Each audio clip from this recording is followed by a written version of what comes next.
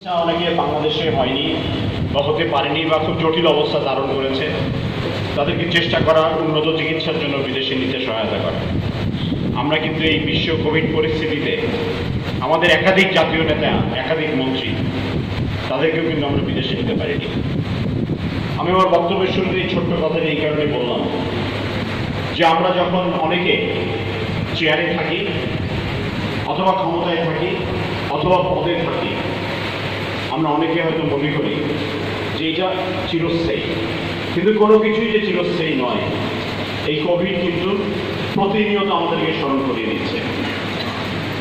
আপনাদের মধ্যে যারা অপেক্ষাকৃত ভালো মনের মানুষ, ধর্মভীরু মানুষ, যারা সত্যিকার অর্থে উঠতে বসতে ফজরের ওয়াক্ত থেকে এশার ওয়াক্ত তারপর ঘুমানো পর্যন্ত আপনারা প্রতিনিয়ত মানুষকে বলেন এবং নিজেরাও বোঝেন যে জীবনটা ক্ষণস্থায়ী, জীবনটা একটা পরীক্ষাগার।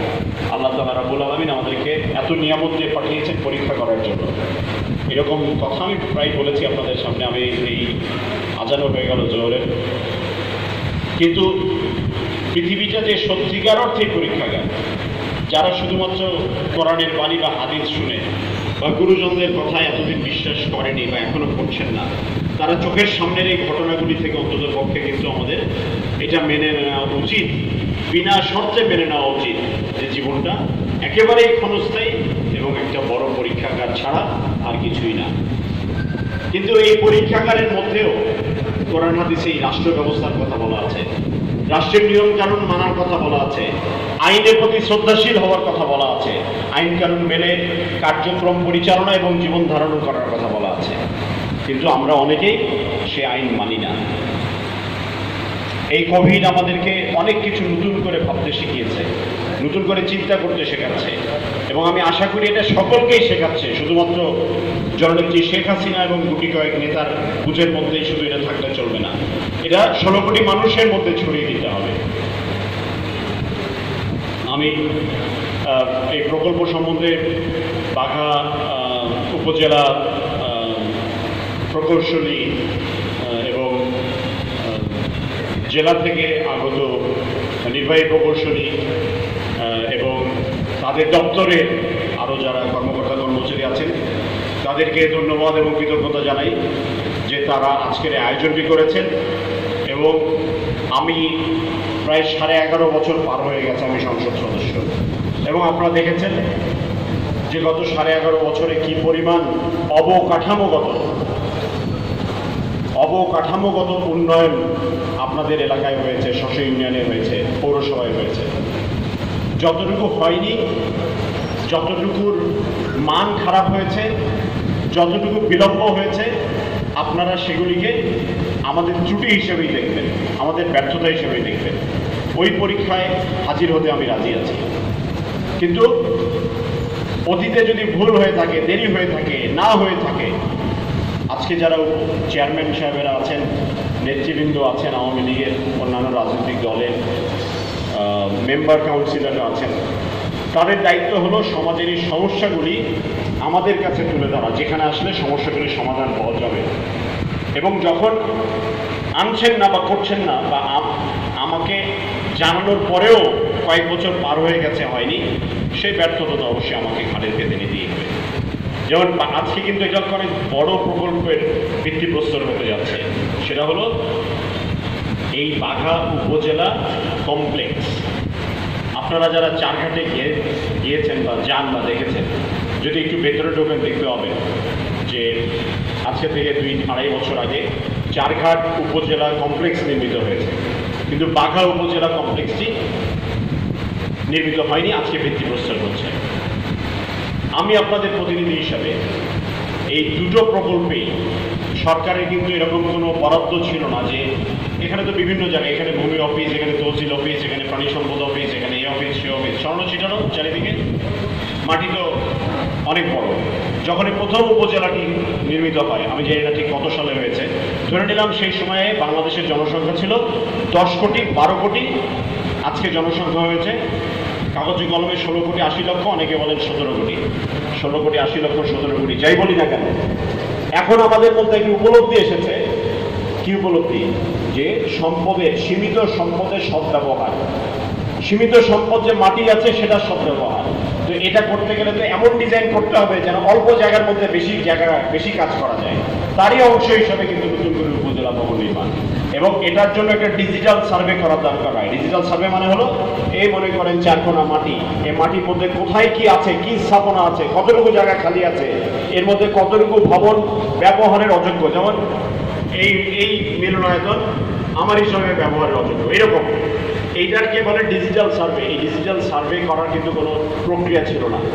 আমার নজরে যখন আসে চারঘাট এবং বাঘা, এই দুটোরই ডিজিটাল সার্ভে এই ইঞ্জিনিয়ার সাহেবদের দপ্তরের মাধ্যমে কিন্তু আমার ব্যক্তিগত উদ্যোগে এই 2 উপজেলাতেই সম্পন্ন করেছিলাম, এবং সম্পন্ন চারঘাট আগে করতে পেরেছিল বলে চারঘাট আগে হয়েছে, এবং এখন আজকে বাঘাটা হয়েছে। আমি আনন্দিত, এবং স্থানীয় সরকার মন্ত্রণালয় এবং অবশ্যই সর্বোপরি মাননীয় প্রধানমন্ত্রী জননেত্রী শেখ হাসিনাকে আমি কৃতজ্ঞতা জানাই বাঘাবাসীর পক্ষ থেকে। এছাড়াও তহসিল অফিস আছে, আমাদের আরও 2টো কাজ আছে, এবং একটি হলো গড়গড়ি ইউনিয়নের ইউনিয়ন পরিষদ ভবন।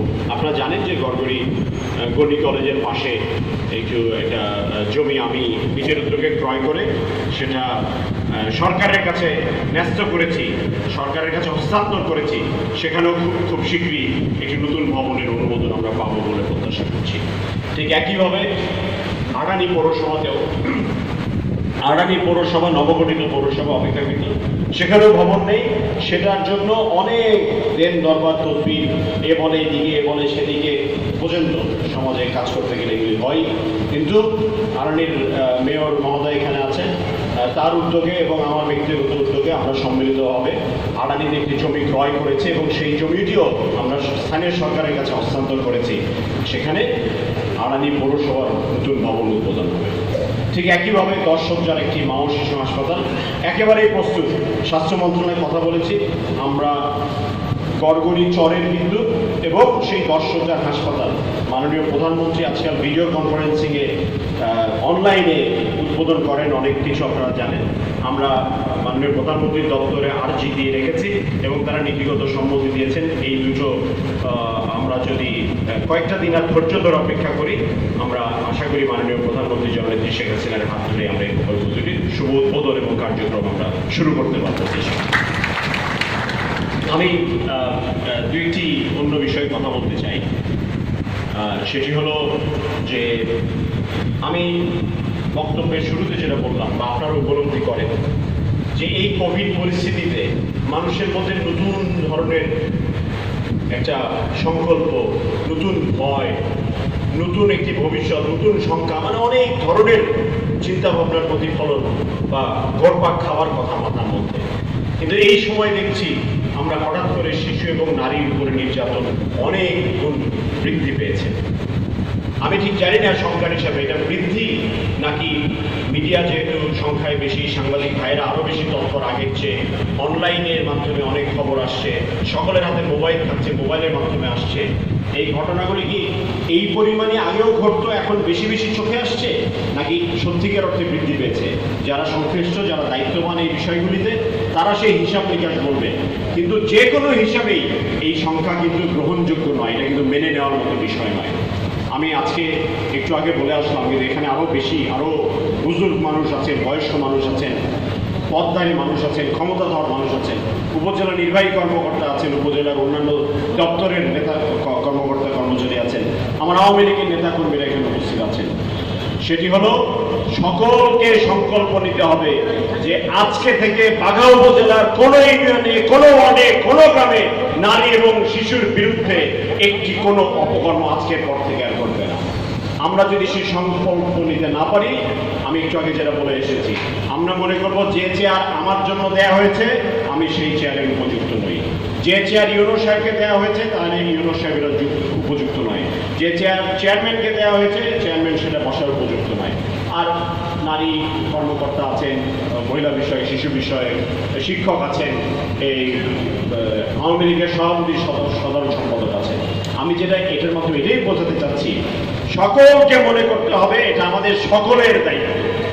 কিন্তু দুঃখজনক হলেও সত্য, এই ঘরের মধ্যে আমরা যত মানুষ আজকে উপস্থিত আছি, আমরা কেউ না কেউ আমার ছেলে সন্তানের বিয়ে দিয়েছি, কেউ না কেউ মেয়ে সন্তানের বিয়ে দিয়েছি, কেউ না কেউ নাতি নাতনির বিয়ে দিয়েছে, এরকম মানুষ আমাদের সঙ্গে উপবিষ্ট আছেন।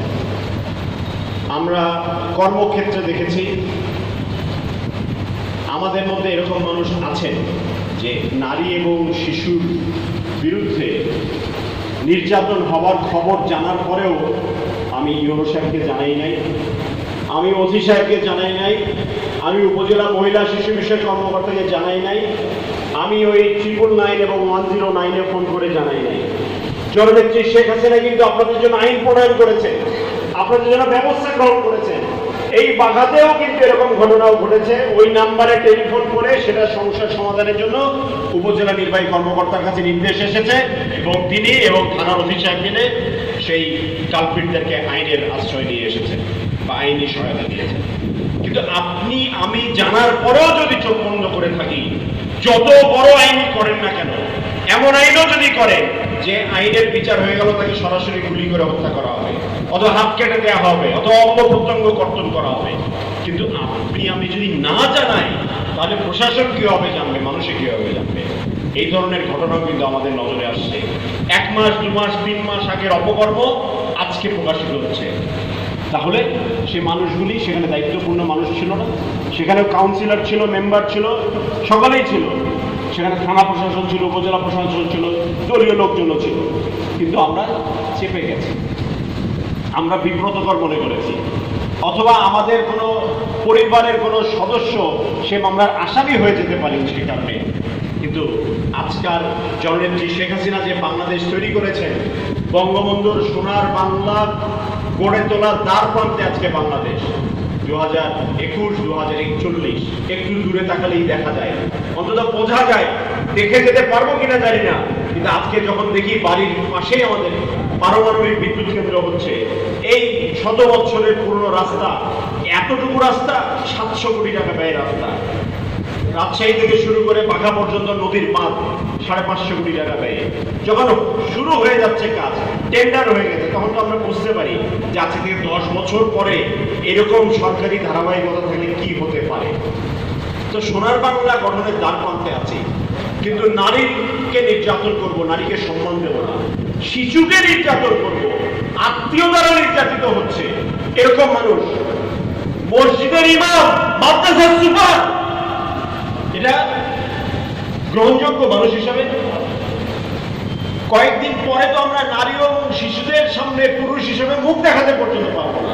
সেই নৈতিক অধিকার আমরা হারিয়ে ফেলছি, নিজেরা আসামি না হয়েও, নিজেরা সরাসরি আসামি না হয়ে আমরা সেই অধিকার হারিয়ে ফেলছি। আমাদের সেই অধিকার একসাথে নারী পুরুষ সমান তালে বেড়ে উঠবে, নারীর প্রতি যথাযথ সম্মান দেখাতে হবে।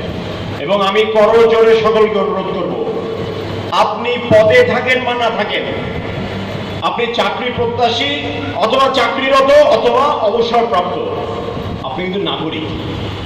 আপনি শিক্ষক অথবা রিটায়ার্ড শিক্ষক, অথবা ভবিষ্যতে শিক্ষক হওয়ার সম্ভাবনা আছে, আপনি শিক্ষক রেজিস্ট্রেশনে ফর্ম ফিল আপ করেছেন, পরীক্ষা দেবেন, আপনি অবসরপ্রাপ্ত হন আর বর্তমানে হন, আপনি বাংলাদেশের নাগরিক। বাংলাদেশের প্রতিটা নাগরিকের দায়িত্ব হলো কোথাও কোনো দুর্নীতি হলে, কোথাও কোনো স্বজনপ্রীতি হলে, অবশ্যই কোথাও কোনো অপরাধ হলে সেটা প্রশাসনের নজরে আনা। সবার হাতে মোবাইল আছেন একটা করে? মোবাইল নাই এরকম মানুষ নাই দুনিয়াতে, সবার হাতে একটা করে মোবাইল। আপনি 999-এ ফোন করে জানিয়ে দেন, ওখানে তো আপনার নাম পরিচয় বলে দেওয়া হবে না।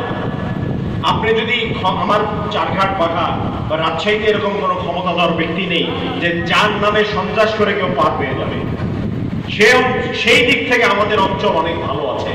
আমি নিজে এত কথা বলছি, তার আগে হয়তো এটা বলে নিলে আরো ভালো হতো যে উপজেলা কর্মকর্তা, থানা কর্মকর্তা, উপজেলা চেয়ারম্যান, ইউনিয়ন পরিষদের চেয়ারম্যান, মেম্বার সাহেবরা যেভাবে কার্যক্রম পরিচালনা করেন, অথবা পৌরসভার মেয়র, আপনারা যেভাবে কার্যক্রম পরিচালনা করেন, আমরা হয়তো 2-1টা মানুষকে 2-1বার এও ফেভার করে, কিন্তু একেবারে হাত পা ছেড়ে দিয়ে আমরা কারো অপেক্ষায় থাকি না, অথবা ব্ল্যাঙ্ক চেক, খালি চেক আমরা কাউকে লিখে দিই না।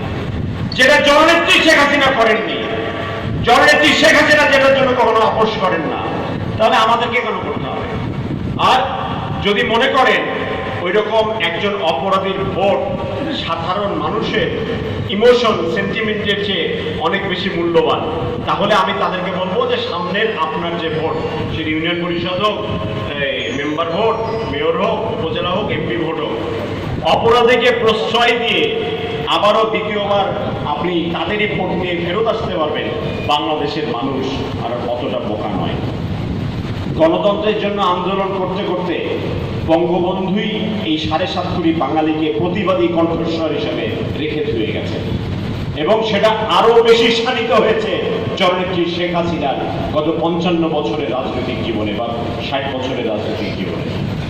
তার জন্মবার্ষিকী কয়েকদিন আগে পালন করলাম। পৃথিবীর ইতিহাসে দীর্ঘস্থায়ী প্রধানমন্ত্রী, নারী প্রধানমন্ত্রী জননেত্রী শেখ হাসিনা গণতান্ত্রিক রাষ্ট্রে। একজন নারী প্রধানমন্ত্রীর দেশে নারীর প্রতি অসম্মান করা হবে, আর আমরা সংসদ সদস্য হব, এমপি হব, মন্ত্রী হব, চেয়ারম্যান হব, আর তাকিয়ে তাকিয়ে দেখব, এটা মানুষের কাছে গ্রহণযোগ্য হবে না।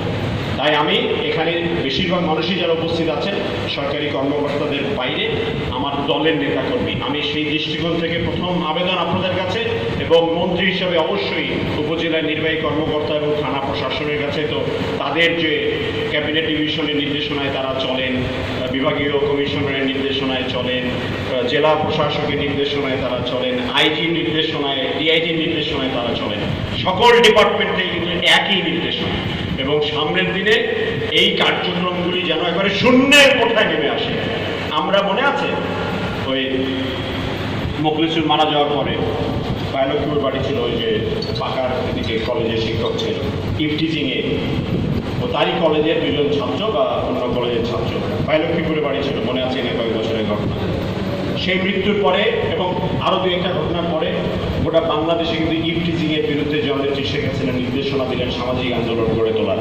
আমাদের সেই সামাজিক আন্দোলন কিন্তু 70-80 বা 90% সফল হয়েছে, কিন্তু তারপরেও হয়।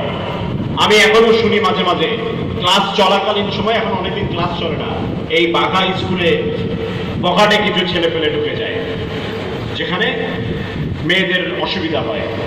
সাদুল্লাহ ডিগ্রি কলেজ, যদিও খোলামেলা বাজারের মধ্যে, সেখানেও বহিরাগতরা ঢুকে যায়। গার্লস স্কুলের আশেপাশে দোকানপাট থাকলে ছেলেপেলেরা সেখানে আড্ডা মারে। এগুলি সব বন্ধ করতে হবে। আমরা বন্ধ করতে পেরেছি। আমি সেই উদাহরণটুকু টেনেই বলছি, আমরা জননেত্রী শেখ হাসিনার নির্দেশে, তার নেতৃত্বে অ্যাসিড সন্ত্রাস মুক্ত বাংলাদেশ করতে পেরেছি, যেটা পৃথিবীর অনেক উন্নত দেশে এখনো রয়ে গেছে। তাহলে আমরা কেন আমাদের নারীদেরকে, আমাদের শিশুদেরকে নিরাপদে রাখতে পারবো না? আমরা অবশ্যই পারবো, যদি সকলে মিলে নিজেদের দায়িত্বটা পালন করি, সত্যিকার অর্থে যদি দেশপ্রেমিক হই, সত্যিকার অর্থে যদি বঙ্গবন্ধুর আদর্শের প্রেমিক হিসেবে, সৈনিক হিসেবে দাবি করি। আমাদেরকে এই যুদ্ধে সফল কাম হতেই হবে, তার কোনো বিকল্প নেই। আমাদের বড় বড় অর্জন এইসব 2-1টা পাতিমাস্তানের কারণে ভুলণ্ঠিত হবে, সেটা কেউ গ্রহণ করবে না, জননেত্রী শেখ হাসিনা গ্রহণ করবেন না। আমার এই তথ্য, এই বক্তব্য সেই সব সন্ত্রাসী, সেই সব বিপদগামী, সেই সব নেশাগ্রস্ত তরুণ অথবা সুন্দর লেবাসের আড়ালে দুশ্চরিত্র কিছু মানুষের প্রতি হুঁশিয়ার বাণী আমি কিন্তু নজর রাখব। এবং কোনো এলাকায় যদি এরকম ঘটনা ঘটে, আমি আমার দলের নেতাকর্মীকে যেভাবে দায়ী করব, ঠিক একইভাবে প্রশাসনের যিনি দায়িত্বপ্রাপ্ত আছেন তাদেরকে আমি জবাবদিহিতার আওতায় আনবো, যে কেন সেটা হয়েছে, এটা কেন হলো, এই ব্যাখ্যাটা থেকে করতে হবে। আমরা আরেকটা নতুন সমস্যা দেখছি বাগানে। গড়গড়ি ইউনিয়ন দিয়ে এটা সূচনা, পাকুড়া ইউনিয়নেও কিছুটা আছে, আমি জানি না আর কোথায় আছে। সেটি হলো ইন্টারনেটের মাধ্যমে বিভিন্ন টেলিফোনের মোবাইল অ্যাপস ব্যবহার করে মানুষকে বিপদে ফেলা, একটা খারাপ সম্পর্ক তৈরি করা, খারাপ সম্পর্ক তৈরিতে প্রলুব্ধ করা, পরবর্তীতে সেই সব ভিডিও ছবি ছেড়ে দেওয়ার নাম করে তাদের কাছে অর্থ হাতিয়ে নেওয়া। ইতিমধ্যে কিন্তু বেশ কয়েকজনকে পুলিশ প্রশাসন গ্রেফতার করেছে। গোয়েন্দা সংস্থা বিস্তারিত তথ্য দিয়ে নাম, বাড়ি কোথায়, পেশা কি, পিতাকে, পিতা এমপির বেটা না, মন্ত্রীর বেটা না, আওয়ামী লীগের নেতার বেটা না, শিক্ষকের বেটা না, প্রিন্সিপালের বেটা, এটা কিন্তু দেখার বিষয় নাই। আমরা কিন্তু তাদের বিরুদ্ধে অভিযান শুরু করবো আবার নতুন উদ্যমে, নতুন করে। আমি তার আগে এইটুকু বলতে চাই যে তরুণ বয়সে অনেক সময় মানুষ বিপদগামী হয়, অনেক সময় মানুষ নেশাগ্রস্ত হয়, কারণ এটার সাথে একটা মানসিক অবস্থার সম্পর্ক আছে। কিন্তু এই সব বিপদগামী মানুষেরা যে কার্যক্রম শুরু করেছে এটা অনতিবিলম্বে বন্ধ করতে হবে। বন্ধ করা না হলে সেই সব পরিবার, সেই সব ব্যক্তি, সেই সব প্রতিষ্ঠানের বিরুদ্ধে কঠোর থেকে কঠোরতর ব্যবস্থা গ্রহণ করা হবে। কালকে রাজশাহীতে জেলা আইন শৃঙ্খলা কমিটির বৈঠক আছে। আমিও স্থানীয় সরকারের বিষয় আশয়গুলিতে আমি মাথা ঘামাই না, এটা আমার একটা ব্যক্তিগত কি বলবো বিষয়। কারণ একজন মন্ত্রী যদি কোনো বৈঠকে উপস্থিত থাকে, সাধারণত মানুষ মন্ত্রীর বিরুদ্ধে বা মন্ত্রীর উপরে উঠে কথা বলতে চান না। আমি চাই মানুষ বলুক, আমি চাই প্রশাসনের অন্যান্য স্থানীয় সরকার প্রতিনিধিরা ডিসিদেরকে বা অন্য যারা আছে এসপিদেরকে ডিআইজিদেরকে বলুক। আমার উপস্থিতিতে বলতে বা শুনতে অনেকের সংকট একটু খারাপ লাগতে পারে, এই কারণে ইচ্ছা করে আমি থাকি না। আমি উপজেলার বৈঠকগুলোতেও থাকি, কিন্তু আমি সিদ্ধান্ত নিয়েছি কালকে এবং পরশুদিন এই আইন শৃঙ্খলা কমিটির বৈঠকগুলিতে আমি থাকবো। এই বার্তাটি দিয়ে গেলাম, কিন্তু কার্যক্রম তো প্রশাসনকেই পরিচালনা করতে হয়। মূলত প্রশাসন কীভাবে এটা আরও জোরালোভাবে গ্রহণ করতে পারে এই ধরনের দুর্নীতি, এই ধরনের সময়ের পরিবর্তনের টেকনোলজি বা টেকনোলজিক্যাল চেঞ্জেসের সাথে, মানে প্রযুক্তির পরিবর্তনের সাথে, বাংলায় যেটাকে বলে প্রযুক্তির পরিবর্তনের সাথে সাথে নতুন যে চ্যালেঞ্জগুলি আসে সেটি মোকাবেলার জন্য আমাদের সকলকে প্রস্তুত থাকতে হবে। যাই হোক, আমি আর বক্তব্য বাড়াতে চাই না। আপনারা সকাল থেকে উপস্থিত আছেন এখানে। আমি উপজেলা চেয়ারম্যান যেটা বললেন, আমি আমি এর মধ্যেও অবশ্যই এলাকায় এসেছিলাম, ঈদ করেছি আপনারা জানেন, কিন্তু বেশি মানুষের সাথে দেখা সাক্ষাৎ করতে পারিনি। এখনো পর্যন্ত কিন্তু কোভিড পরিস্থিতি যা আমাদের সামাজিক দূরত্ব, নিরাপদ দূরত্ব বজায় রাখা, মাস্ক পরা, হাত ধোয়া, এগুলি জরুরি। যদিও আমরা জানি যে গ্রামে গঞ্জে কোভিডের প্রকোপ কম, কিন্তু আপনি যেমন একটা যে হাটে, যদি আস্তে আস্তে দেখলাম আড়ানি হাট, কেউ তো আর হলফ করে বলতে পারবেন না আজকে আড়ানি হাটে যত মানুষ, যত আড়তদার, করিয়া ব্যবসায়ী, যত মানুষ সেখানে এসেছেন, সকলের বাড়ি যে আড়ানি, সকলেই যে শুধুমাত্র আড়ানি থেকে এসেছেন। এর মধ্যে নারায়ণগঞ্জ থেকে, নওগাঁ থেকে বা কোভিডে আক্রান্ত আরও অনেক বেশি বেশি জেলা থাকতে পারে, আমি জানি না, কিন্তু সেই সব জেলার মানুষও তো আসেন ব্যবসার ক্ষেত্রে। আপনি কীভাবে নিশ্চিত হচ্ছেন যে তার কথার মধ্যে দেখা যায় না, ছোঁয়া যায় না, শুধু কঠিন এক মেডিকেল পরীক্ষার মধ্যে দিয়ে, যে পরীক্ষা আমাকে গত 7-8 বার করতে হয়েছে, এই পরীক্ষার মধ্যে দিয়ে এটা নিশ্চিত হওয়া যায়, তাছাড়া নিশ্চিত হওয়ার কোনো উপায় নেই। আপনারা নিরাপদে থাকবেন, সুস্থ থাকবেন, ভালো থাকবেন, আর এই পরিস্থিতি থেকে মহান আল্লাহ তাআলা রাব্বুল আলামিন যেন আমাদেরকে পরিত্রাণ দেন, এবং এই পরিস্থিতিতে পরিত্রাণের লক্ষ্যে মাননীয় প্রধানমন্ত্রী জননেত্রী শেখ হাসিনা যে কার্যক্রমগুলি গ্রহণ করেছেন তার জন্য দোয়া করবেন। তিনি যেন সফল কাম হন, তিনি যেন তার যে মানসিক দৃঢ়তা এবং শক্তি, আপনারা কে কতটা খেয়াল করেছেন আমি জানি না, বঙ্গবন্ধুর হাতে গড়া কতিপয় নারী নেত্রীর মধ্যে অন্যতম প্রয়াত সাহারা খাতুন, প্রাক্তন সফল স্বরাষ্ট্রমন্ত্রী, এমপি, সংসদ সদস্য, তিনি ইন্তেকাল করেছেন, যাকে মাননীয় প্রধানমন্ত্রী জননেত্রী শেখ হাসিনা সাহারা আপা নামে ডাকত। তার ছোট ভাইয়ের মতো শ্রদ্ধেয়, আমাদের শ্রদ্ধেয় মোহাম্মদ নাসিম ইন্তেকাল করলেন। ইন্তেকাল করার 4 দিন আগেও তিনি আমার সাথে কথা বলেছেন এবং স্বভাবসুলভ ভঙ্গিতেই বলছেন যে এই কোভিড পরিস্থিতি নিয়ে কী করা যায়, এটা বলছি না বিস্তারিত। যে তার বিধবা স্ত্রীও খুব গুরুতর অসুস্থ, আমরা অনেক প্রচেষ্টায় তার পারিবারিক সহায়তায় তার ছেলে তানভীর শাকিল জয়কে মাননীয় প্রধানমন্ত্রীর সাথে থেকে নমিনেশন দিয়েছেন, তার জন্য শুভকামনা। কিন্তু তার পরিবারের একাধিক সদস্য এখনও করোনায় আক্রান্ত এবং তার মা খুব গুরুতর অসুস্থ, তার জন্য আপনারা দোয়া করবেন। আমাদের শেখ আবদুল্লাহ, তিনি বাংলাদেশ আওয়ামী লীগের ধর্ম বিষয়ক সম্পাদক ছিলেন। মাননীয় প্রধানমন্ত্রী তাকে, প্রধানমন্ত্রী হলে তো নিজের এলাকায় ডেলি ডেলি যাতায়াত হয়, আমরা ছোটোখাটো একটা মন্ত্রী, কাজের চাপের কারণে আমরা অনেক সময় আসতে পারি না, কথা দিয়েও আসতে পারি না, মাঝ রাস্তা থেকে ফেরত চলে গেছে, এরকম দিন আমার গেছে ঢাকা থেকে রওনা দিয়ে। মাননীয় প্রধানমন্ত্রী তার অবর্তমানে টুঙ্গিপাড়ার আসনে যাকে তার প্রতিনিধি হিসাবে এই যতদিন তিনি প্রধানমন্ত্রী, যতদিন তিনি এমপি, তার প্রতিনিধি হিসাবে কাজ করেছেন প্রয়াত শেখ আবদুল্লাহ, ধর্ম বিষয়ক প্রতিমন্ত্রী, তিনি চলে গেছেন। বর্ণনাটি এই কারণে দিলাম যে মাননীয় প্রধানমন্ত্রী কত কাছের মানুষ তারা ছিলেন। কাছের মানুষ চলে গেলে মানুষ কিন্তু অনেক সময় বিচলিত হয়, অনেক সময় মানসিকভাবে ভেঙে পড়ার একটা সম্ভাবনা থাকে। কিন্তু বঙ্গবন্ধুর রক্ত যার দেহে প্রবাহমান, সেই জননেত্রী শেখ হাসিনা নিজে যেটা বলেন, 16 কোটি মানুষের মুখের হাসি তাকে বাঁচিয়ে রাখে। 16 কোটি মানুষের মুখের হাসি তার পথ চলার জন্য অনুপ্রেরণা। সে মানুষটির জন্য আপনারা সকলে দোয়া করবেন। আর এই আজকে যে প্রকল্পগুলি ভিত্তিপ্রস্তর হলো, উদ্বোধন হলো, সেগুলি যেন নির্দিষ্ট সময়ের মধ্যে হয়, সেগুলি যেন মানসম্মতভাবে হয়। সেগুলি করতে গিয়ে আমার বাগাতে এটা নাই সমস্যা, তাও বলে রাখি, এগুলি করতে গিয়ে কন্ট্রাক্টরের কাছে কেউ যদি চাঁদার জন্য বলে, সেটা সবার আগে কোথায় খবর দিতে হবে আপনাদের এতদিনে জানা হয়ে গেছে। এই সমস্যা নাই বাগাতে, কিন্তু বাইরের অঞ্চলের মানুষ এসে অনেক সময় ভয় পান বা জেলা থেকে কর্মকর্তারা এসেছেন। আমি প্রত্যাশা করি যে সামনের দিনে আপনাদের এই প্রচেষ্টায় আমাদের বাঘা আরও সুন্দর হবে। তবে আমি উপজেলা ইঞ্জিনিয়ার রতন সাহেবকে বলি, ওই আমাদের বাঘা মাজার মসজিদের অজুখানাটা আমরা নতুন করে নির্মাণ করতে চাই এবং আমি ব্যক্তিগতভাবে দায়িত্ব নিয়েছি সেটা করার জন্য। সেই এরকম একটা সুন্দর দর্শনীয় স্থান যেখানে অজুখানাটি আসলেই আমরা নিজেরা অজু করতে গিয়ে দেখি যে অনেকটাই ব্যবহারের অনুপযোগী। এটা একটা ডিজাইন উনি প্রাথমিকভাবে করেছেন। আমার এই দফায় আমি যে কয়েকদিনে আছি এর মধ্যে এই ডিজাইনটা আমি ফাইনাল করে তার সাথে পরিকল্পনা করে পরবর্তীতে কীভাবে করা যায় আমরা সেটা করবো। আর আরেকটি ব্যক্তিগত অনুরোধ, সেটি হলো আমি জানি আপনাদের অনেকেরই টুকটাক কথাবার্তা থাকতে পারে আমার সাথে। আমি অনুরোধ করব, আমি আছি আগামী 4 দিন বা 5 দিন। আপনারা কেউ দল বেঁধে আসবেন না।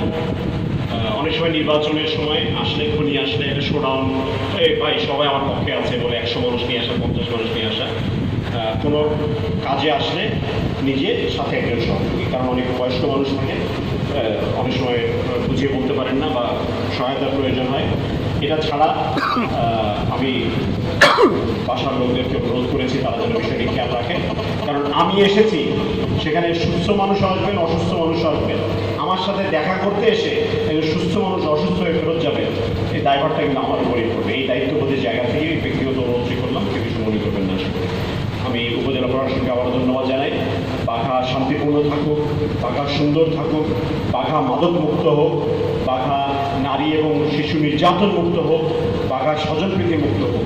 বাঘা বাংলাদেশের একটি আদর্শ উপজেলায় পরিণত হওয়ার পথে সামনের দিনে যে কর্মকাণ্ড কার্যক্রমগুলি প্রয়োজন আছে সেগুলি আমরা গ্রহণ করে যেন অতি দ্রুত শেষ করতে পারি, সেই দোয়া চেয়ে, সেই আহ্বান রেখে আপনাদের কাছে বিদায় নিচ্ছি। সকলে ভালো থাকবেন, সুস্থ থাকবেন। জয় বাংলা।